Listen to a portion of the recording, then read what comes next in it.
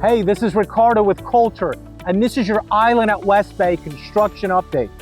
We've been really busy redesigning interiors of units, redesigning common spaces. We've also been busy relocating utilities and bringing them to site. Most important, we now have permits to initiate construction. Aligned with our general contractor, Manhattan Construction, we're ready to begin work on site in the next 30 days. I look forward to our next update, where we'll highlight the initiation of foundations for this amazing tower with phenomenal views.